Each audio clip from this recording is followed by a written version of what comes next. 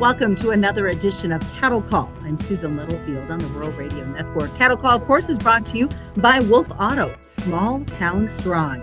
Well, we're going to come in with a little edge of caution today when we look at these markets. And this isn't obviously run for the hills by any means, but it's a little bit of an educational thought process as we look through everything that is going on in these markets. A lot of it is outside market influence coming in. Also, what is going on? We got some good fundamentals going on. Well, then we're going to get into a deep discussion about the North versus the South. Maybe it's kind of like a cattle civil war, shall we say, as we compare what's happening between those two regions. A lot to unpack once again today with Brad Kooima. He's with Kooima Kooima Varilek out of Sioux Center, Iowa. And I think we do have to start out with that very cautious in the trade. As you and I talked coming into this, I mean, there's some heavy stuff being talked about that could have some immediate effects on what we see in this trade action. 100% well said, Susan. Thanks for having me on. As always, I enjoy this a lot. Mom said there'd be tough days like this, right? And yep. Good days, right? So let's start there. And first of all, last few Wednesdays we've had, we've been enjoying quite often, like last week, sharply higher days and all-time highs, talking about record-breaking type trade. Well, not every day is that way. Today certainly was not one of those days either. Excuse me. So I don't know what the market's going to do. Okay. And I think anybody that's listened to me long enough has figured out that that I don't know, and nobody does. Okay. But I try to be as upfront and candid as I can, and admitting that I don't know. And so, here's the thing that I'm dealing with right now internally. Honestly, I misread, underestimated the beginning of COVID, and I haven't forgiven myself for that. I didn't help my customers or myself. I underreacted. I bought into the idea it's just the flu, right? Remember those? that was. And so I think that misplay on my part is maybe influencing, maybe over influencing me now. And what I'm trying to get to here eventually, is, trying to be realistic and careful and thoughtful here about what happens with this deportation of illegals, right? And obviously, the tone of this is that they're looking for the bad guys, right? The murderers, the bank robbers, etc. And not just a wholesale, just because you don't have the right paperwork deal. However, I fret that because of the misinformation and maybe the lack of understanding on the part of some of these people that, as you hear stories, and a lot of them are rumors. There was a rumor about one yesterday in Schuyler that turns out to be false, that ICE was not there, even though they were rumored to be there. And that's the problem with the futures market. It's so much triggered by innuendo and rumor.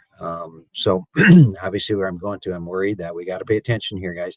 If we struggle with maintaining an efficient, being able to kill efficiently, being able to kill at capacity, for instance, because of not having enough help there, that could be a factor. So I'm just laying that out there. I think that probably worry was in the market today. The other thing, you're hearing a few places where we are indeed cutting kill. A couple of regional packers not going to kill on Friday. Now that doesn't alarm me as much as maybe the first stuff that I was talking about.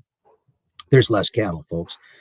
So someone's going to go without. And by missing one day, we're not going to back cattle up. So I do think we've got to be sensitive to all that information. And I don't want to freak anybody out. But be prudent here. Like I said last week, it's an environment where I think, I keep telling people, maybe stay friendly, but buy puts. They'll do something here to do some mitigation against some risk. It's always good, important things to continue to think about.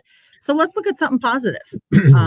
12 trade was already seen midweek. That's at least steady money. Is that kind of going to be where we're going to be at for the week? Without the futures if the futures leave us alone, Susan, and they didn't today, obviously, I was thinking that we might even be a little bit higher in the north, but the area that I'm really hoping pulls up their bootstraps here is the south. We need the February cattle, or any contract for that matter, tends to deviate or whatever. They end up going to the weakest lowest denominator, right? So even if the North is 212, if the South is say 205, you could easily get deliveries against fed cattle at 207. So I am anxious to see if the South doesn't collectively, get their head on straight here this week after what they did last. I see stuff that makes me love what I hear on the cattle. I personally had cattle I sold Friday that went yesterday and today already. I know of cattle that were sold Friday that were delivered on Monday. So I think you got a packer that overplayed his hand, was hoping he could buy him cheaper, finds out he can't. He's got a pipeline that still needs to be filled. He's got beef that he has to, so that part of the cattle fundamental thing is very much alive and well. So let's see what the South does after last week's disparity, huh? So let's talk about that a little bit. I kind of talked about the North versus the South. What are you seeing when it comes to price of cattle, looking at what we've got growing here in the North with some amazing weather for growing versus what you're seeing with the grade and action in the South? I think there's two factors here. One, mean Brad. Okay. One is that they do a really poor job of negotiating for cattle down there. In fact, they'd have to do better just to do a poor job of negotiating for cattle down there. I mean, last week, Monday, they can't wait to sell cattle at 201. And then whoopee, get all the way to 202 by Tuesday. I mean, we got 112, or we got 212, 201, 202 versus 212. You got to be kidding me. The percentage of cattle that they do negotiate down there is a joke, of course, and getting smaller. So they're not very good at it. Okay. Too many formulas. You've heard me gripe about that over and over. So that's the one factor. Okay. Now, nice, Brad. Here's the other factor. Okay. Give you an idea. Sorry, I'm going to check my notes here. But the last data I've got on grade for like Texas, for instance, the choice and prime was 66.34% choice and prime. Your fine state of Nebraska, any guesses? 87.31. Fully 20 percentage points better on grade. Our cattle are worth more, so we should be getting a premium. Not only do a better job of negotiating like we do here, our cattle are better, so we should be getting a premium. But $10 is a little over the top. I mean, even freight would cover that. Bringing cattle down to there. So we have seen a big decline in the grade. I don't know if anybody's watching that. Choice select spread was out over 30 during the summer. It's about 10 now. That is quite seasonally normal, but I'm keeping an eye on that too. Trying to see if there's any kind of a hint that maybe indeed the demand is slowing a bit. I'll keep you posted. It's something like fundamentals like me will try to keep an eye on as good as possible. So we'll see the one thing that I forgot to mention in the prep, Susan, there is a little inventory report tomorrow afternoon that should be pretty interesting, right? That was next on my list. I know that we are airing this and we're talking about this on a Wednesday before this report comes out. End of week. Do you have any inklings, any direction? I mean, we didn't get a July report. We didn't, much to my angst, right? Because they couldn't find 50,000 is what I was told in the budget to put it out. What a joke. So yeah, we're all anxious to see it. I think I've learned by now that to try to outsmart the USDA is maybe not wise. Generally, this is a report that they actually are quite good at guessing, maybe more so than the monthly placement numbers, for instance. We're looking at pretty nice numbers. I mean, we're talking about the average trade guess for the calf crop, for instance, is 1.5% less, 98.5. That's a lot of cattle. Now, that's pretty friendly. I hope that we can match that expectation, expecting the cow herd to be 1% less. And then the other category that we're all kind of dialed in on, the average trade guess is heifers held for replacement at 101.5. So we're expecting a 1.5% increase. We got a little bit of a hint on that on the last cattle and feed report, where we saw the percentage of heifers down about 3% from a year ago. That got placed. So it seems like we're starting to ease into, and not dramatically, but ease into maybe a little bit of expansion, holding of heifers, retention of heifers.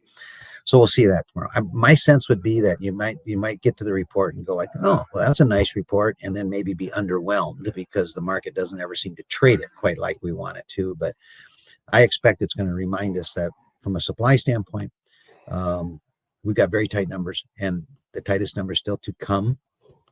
Now we'll keep an eye on some of this outside stuff that we talked about at the beginning of your show to hopefully that doesn't impact us for a long time. But in the near term, I'm going to be keeping an eye on that for sure. All right, we'll see what a week brings and what those numbers show us on Friday. What's the best way for folks to get a hold of you guys?